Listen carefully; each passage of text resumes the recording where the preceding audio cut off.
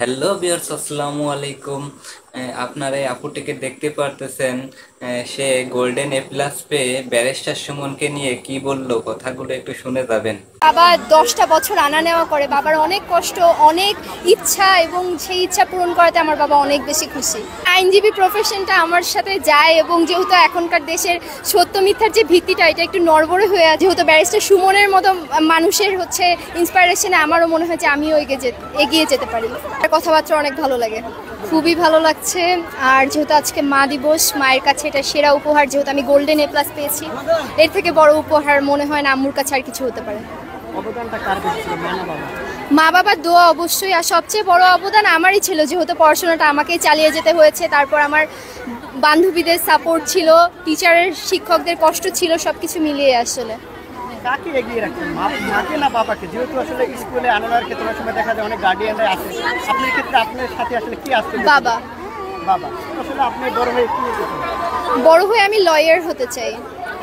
Lawyer মানে lawyer কেন? অন্য কোনো আসলে অনেকে ডাক্তার হতে চায়, অনেকে ইঞ্জিনিয়ার হতে চায়। না, আমার মনে হয় আইনজীবী প্রফেশনটা আমার সাথে যায়, এবং যেহেতু এখনকার দেশের সত্য মিথ্যার যে ভিত্তিটা এটা একটু নড়বড়ে হয়ে আছে, এবং যেহেতু ব্যারিস্টার সুমনের মতো মানুষের ইন্সপাইরেশনে আমারও মনে হয় যে আমিও এগিয়ে যেতে পারি। আপনি কি ব্যারিস্টার সুমনকে আসলে অনুসরণ করেন বা তার কথাবার্তা বা? হ্যাঁ, আমার তার কথাবার্তা অনেক ভালো লাগে।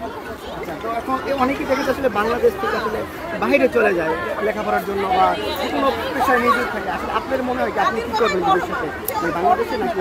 আসলে যার যেখানে ইচ্ছা এটা প্রথমে ডিপেন্ড করে, আর আমার মনে হয় না যে দেশে থেকে কেউ কিছু করতে পারবে না। দেশে থেকেও সম্ভব, যদি সে ওভাবে নিজের ভিত্তিটা স্থাপন করতে পারে। হ্যাঁ, বাবা এসেছিল, বাবা এখন একটু ওই সাইডে আছে। আব্বু আমার বিশ্বাস ছিল যে আমি ভালো করব, আমারই বরং বিশ্বাসটা ছিল না। আর যেহেতু আমার বাবা 10টা বছর আনা নেওয়া করে, বাবার অনেক কষ্ট, অনেক ইচ্ছা, এবং সেই ইচ্ছা পূরণ করাতে আমার বাবা অনেক বেশি খুশি। আসলে তারা যদি প্রথম থেকে জিনিসটাকে সিরিয়াস ভাবে নিত তাহলে মনে হয় না এরকম কিছু হতো। আর যেহেতু হয়ে গেছে, যা হওয়ার হয়ে গেছে, এটা বলে একবার না পারিলে দেখো শতবার। তো আবার সামনে তারা ট্রাই করুক। আমার মেনটেন বলতে কি, আমি ফোনও দেখেছি, ঘোরাঘুরিও করেছি, কিন্তু পড়ার সময়টুকু অ্যাটলিস্ট মনটা সেখানে রাখতে হবে।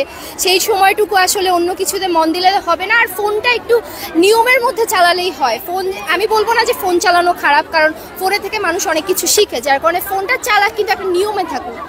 যারা জুনিয়র আছে, মানে আপনার কাছ থেকে একটু শেখার আছে, তাদের কি পরামর্শ দেবেন? কিংবা যারা আজকে রেজাল্ট ভালো করতে পারেনি তাদের? তারা নিয়মিত স্কুল করুক, কারণ স্কুলেই মেইন, এখান থেকেই মানুষ অনেক কিছু শিখে। আমি নিয়মিত স্কুল করছি এবং সময় মেনে চলছি। একটা মানুষ যদি সময় মেনে চলে তাহলে তাকে আর কেউ বাধা দিতে পারে না। আপনি আসলে কোচিং যে ক্ষেত্রটা, কোচিংয়ের এত কত গুরুত্ব দিবেন? আসলে আপনার কাছে মনে হয় যে আসলে বাসার পড়ালেখা বাবা মার নাকি কোচিং আসলে পড়ালেখাটা বেশি অবদান থাকে আপনার? আমি কখনো কোনো কোচিং করিনি, আলহামদুলিল্লাহ। আমি বাসার টিচার, এবং আমার নিজের চেষ্টাতেই আমি যা করছি। কোচিং আমার মনে হয় যে যদি কেউ একজন বাসায় খুব ভালো মতো পড়ে, নিজেকে সময় দেয়, তাহলে মনে হয় না কোচিংয়ের দরকার আছে।